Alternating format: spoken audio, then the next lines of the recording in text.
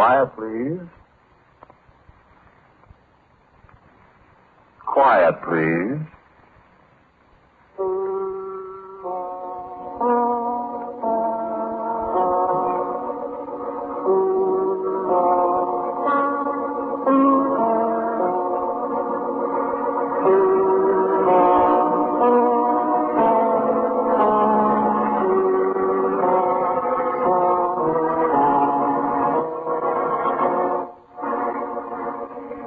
Broadcasting System presents Quiet Please, which is written and directed by Willis Cooper and which features Venice Chapel.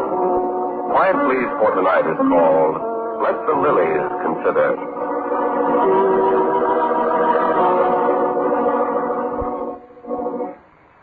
Yes, I quite understand.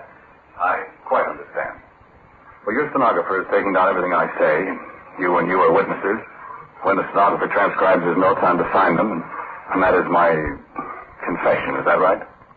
And whatever I say may be used against me, is that right? Oh, I'll find them all right. Where do you want me to start? At the beginning, I suppose.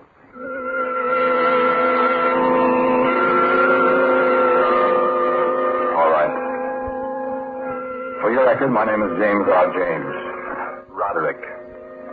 41, third-generation American college graduate. UCLA, University of California, Los Angeles. No occupation. No, not unemployed. No occupation. Well, I have a small but adequate income. You have my address. I was married in... Gretchen. Gretchen McMonish. Yes, Gretchen is a diminutive of Margaret. Margaret McMonish. An orphan. Where's your wife now, James? Please don't try to trap me, Lieutenant. I've told you at least 20 times where she is. Tell me again. Right there. There. Look, James, we dug that place up twice now. Your wife isn't there. Where is she? I've told you. What did you do with her? I didn't do anything with her, Lieutenant. I told you that. All right. Go on. I met her at school in 1930. Did you bury her in the flower bed there? May I go on? Answer my question. Did you bury her? No, I did not. Then why do you keep saying she's there? Because you killed her. No. Well, she's dead. What killed her? I told you she isn't dead. You can't prove it, James. I can prove it, Lieutenant, but you won't believe it. Why don't you prove it then?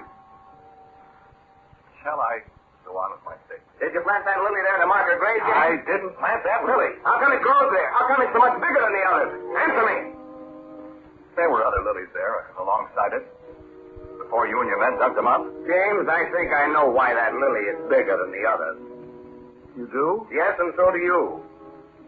You're wrong, Lieutenant. You know why we left that lily standing, James, when we dug up the others? Yes. Because we know what's under it there. Because we figured the lily would remind you, would keep you thinking about your wife buried there. Because we hoped it might lead you to a confession. It won't, Lieutenant. You know, I have an idea that lily there is going to hang you, James. No, it isn't. That lily loves me.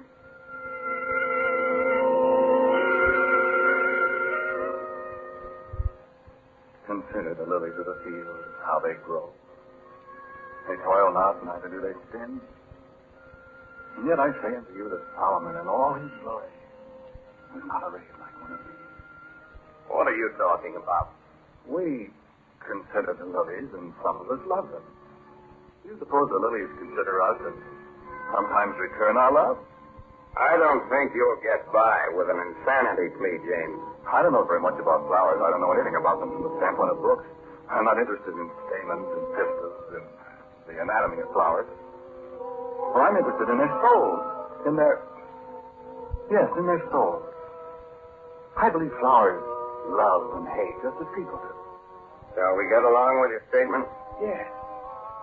They love us and hate us in the proportions of the love or the hate we have for them. I said I've always loved flowers. My wife, Gretchen, she hated them. And they love me. Gretchen? You know, James, I declare I think flowers don't like me at all. I can't do a thing with them. You learn. I'll show you how to handle them. I don't think I'll ever handle them. James, must we have so many flowers? Why? I like them, dear. But so many of them. Well, I haven't anything else to do but raise flowers. I know.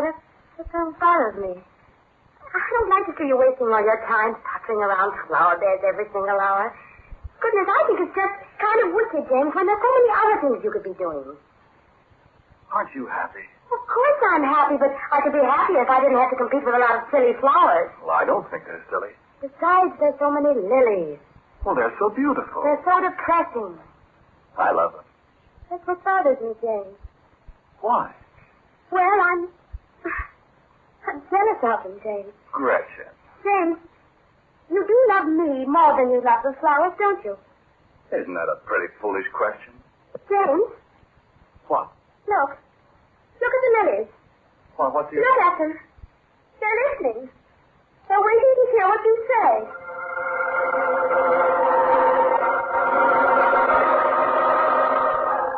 And I looked. And I tell you, there was a silence in the garden there that you could almost hear. And the lilies around us were leaning toward us as we stood there. And there was an attitude of expectancy about them, as their graceful stems bent toward us, trembling. They were listening. And suddenly Gretchen broke from my arms and ran sobbing into the house, trampling their beautiful, delicate bodies underfoot as she ran. No, I didn't follow her. I stood for a long time in the twilight, considering these lilies of the field. And they watched me, considering me in silence as I lifted up the murdered flowers from the marks of Gretchen's shoes in the soil, and wept a moment. And I never did answer Gretchen's question. I could have answered it, but she never asked me again. Perhaps she thought she knew the answer.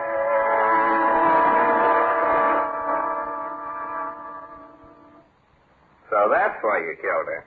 Because you thought more of the flowers than you did of her. I didn't kill her. Go on. I did love Gretchen. I love her now more than I ever did. It sounds as if you did. We were very happy for a long time that winter.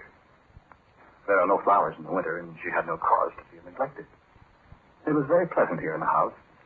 But the spring came, and the buds appeared on the trees, and one day she brought up the subject again. James, what about the flowers this year? I'm going to start on the gardens tomorrow. I wish...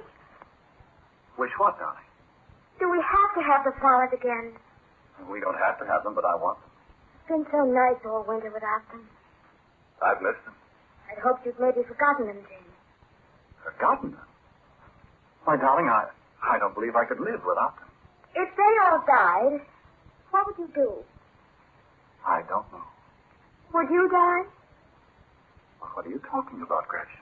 I'm being very foolish and very silly, James, but I don't want the flowers. I hate flowers. Now, dear. I hate them. You mustn't say that, Gretchen. They'll hate you. That's just what's the matter. You've let those flowers become an obsession with you. You've begun to feel that they're alive, that they have feelings. You're letting these things take you away from me, and I won't have it. Gretchen, you're being... I said I was being silly. I know I am. But it's the truth just the same.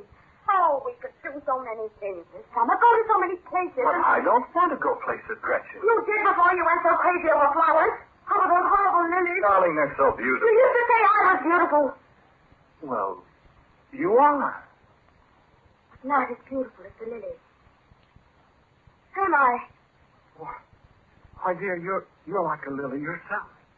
Your skin is so white, your yellow hair, and that green dress. Don't you compare me with one of those things. You hear me? I'm not like a flower. I'll never be like a flower. Dear, please, don't... James, do you know what I think? Sometimes I think there's something wrong with your mind. Sometimes I think you're a little crazy. Do you realize that I'm your wife, do you? Or do you think I'm married to those flowers? I won't have it. You've got to choose between those dreadful flowers and me.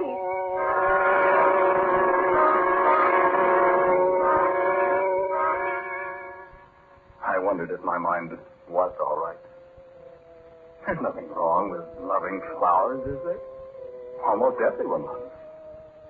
But for my wife to be jealous of them, I wondered for a moment whether it was my mind or hers. Yes, I did spend too much time in the gardens, I thought. And I resolved manfully to change my way, to devote only a few hours a day to cultivation and admiration of my precious lilies. I would compromise. I would try to follow my wife's wishes, try to remember her first instead of the flowers. I reckoned without the flowers. I planted only half as many this year, and Gretchen watched sullenly from the house. They came up eagerly, and I could have sworn that there were twice as many as I planted. Gretchen wouldn't speak to me for days at a time. And mornings when I awoke, I would sometimes find her staring out the window at the lushness of the garden. And in her eyes, I saw a look of awful hatred. It was her attitude, I suppose, that led me to spend more and more time in the garden. And the flowers rewarded me. They were more beautiful, more gracious, more abundant than I've ever seen them. And they returned the loving care I gave them. They poured out their love for me in waves of scent. And their leaves caressed my hands as I bent over them. And as I labored among them, they bent their perfect heads to brush against my cheek. And for long hours I could forget Gretchen, my wife. Until a rustle among the lilies caused me to look up and see my wife standing in the window of the house, gazing out hatefully at us. And the lilies and I looked back at her with something of fear in our hearts.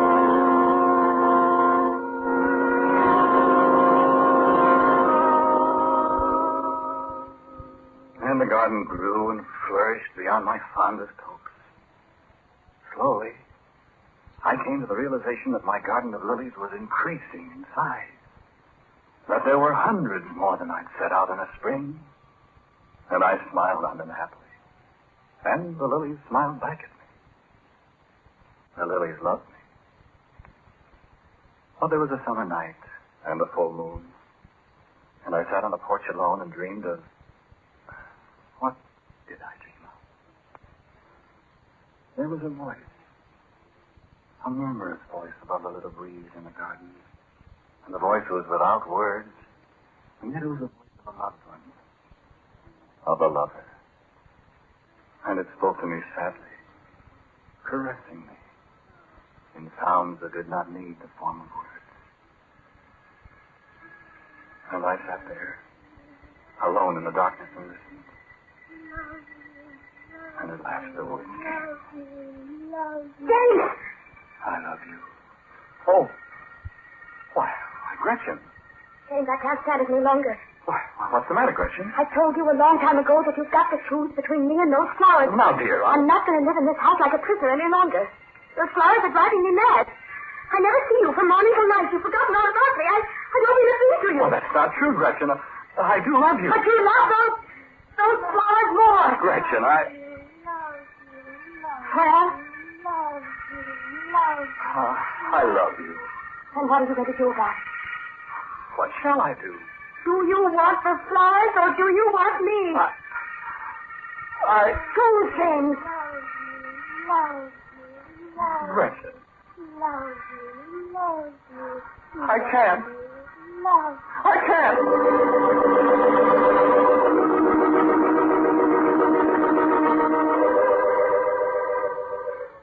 And Gretchen turned away without another word and went into the house. I could not move. The chanting in my ears had become a hypnotic lullaby now. And my eyes closed, and I think I slept. And then suddenly I was awakened by Gretchen's shrill laughter somewhere and the flaring of a brilliant light.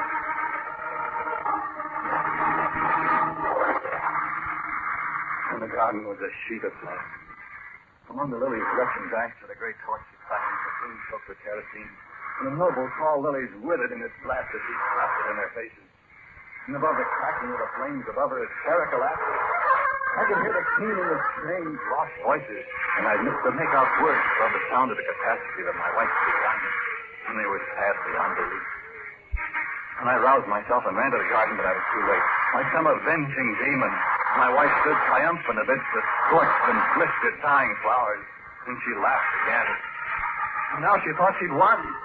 And there were no more flowers to be jealous of.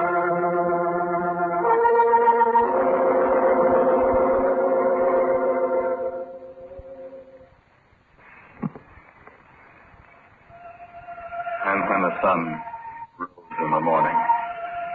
I went sadly out of the house to contemplate the miserable remains of my love. It was as if nothing had happened in the dreadful night. The lilies that I had last seen, smoldering in the moonlight, had raised their smiling heads again, and there was no sign of fire about them. And listen to this, you who refuse to believe that flowers, too, live and reason and love. There were thousands more lilies now than had been the night before. They had burst the bounds of the garden, and they extended halfway across the graveled walk that bordered the garden. And from the house came the despairing sobbing of the woman who had tried desperately to destroy the flowers that loved me.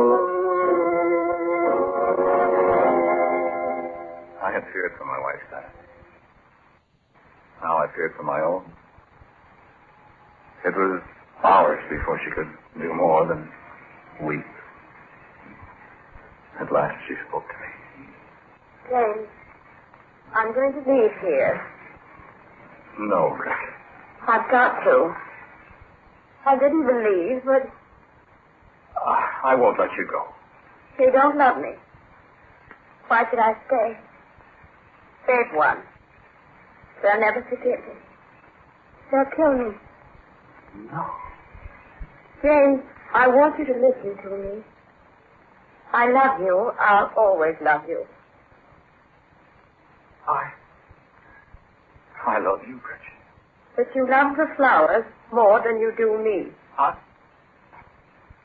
No. No, I don't.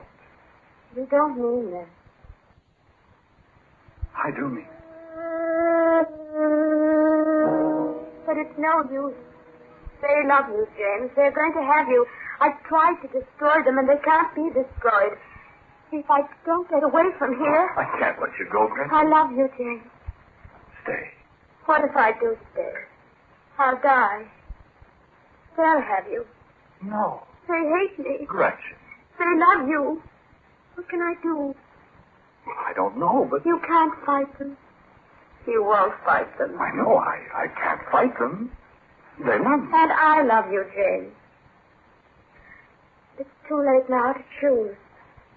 I won't let them have you. I love you. Look at the window. I looked at the window. Outside stood another lily. There had been none there before this morning. There it stood. And as I raised my head, I could see more and more of them all the way across the lawn, overflowing the garden walls. Thousands of them, each with its flower cup, turned toward the house, each one listening. And I turned back to Gretchen, miserable and afraid. She'd risen from the bed and was standing before her dresser. Gretchen, I called, for I knew what was in the second drawer of the dresser. There's no other way, James. Put it down, Gretchen. We'll think of a way. There's no other way. I don't know how this has happened, but I believe now. I believe they love you, James, and they hate me. Gretchen, no. Put it down. No, James. This is the way out. It's the only way out. I won't let them have you. I won't give you up. And she raised the pistol until it pointed straight at my heart. And I said once more, no, Gretchen. It has to be this way, James. And then I'll go out and give myself up to them. Darling, I love you. I must have lain there for a long, long time. At last my eyes opened, and it was dusk again, and I struggled to rise. My side ached horribly, and it was a long time before I could reconstruct what had happened. And I lay there thinking, wondering, what had happened to Gretchen? Was I to die here alone? Was she dead too? No. And then I heard the voice again. Love you. You will not die. Gretchen has not died. We love you. We want you to be happy. You love Gretchen. Gretchen lives. Gretchen loves you. And I drifted away again into the gathering darkness, with the voice Love still ringing in my Love ears. you. Love you.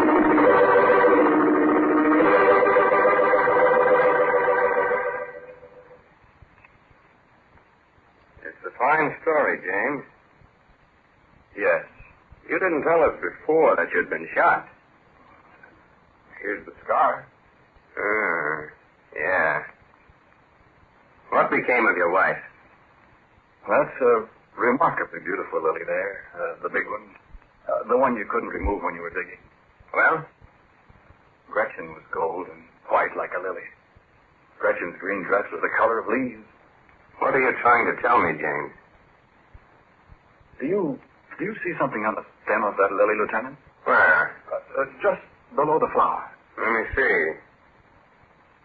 It's a ring. Our wedding ring. How'd it get there? Gretchen. What?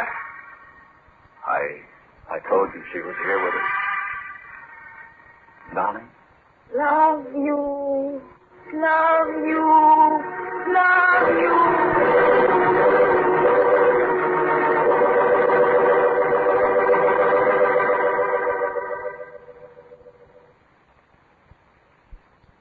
No, I didn't get it signed, Chief. There wasn't anybody there to sign it. I'm telling you. I heard the voice myself. He kept saying, love you, love you, love you. That's right. We looked around to see where it was coming from, and when we turned around again, James was gone. I don't know. All I know is there were two lilies there now, close together. Great big ones. And they looked as if they had their arms around each other.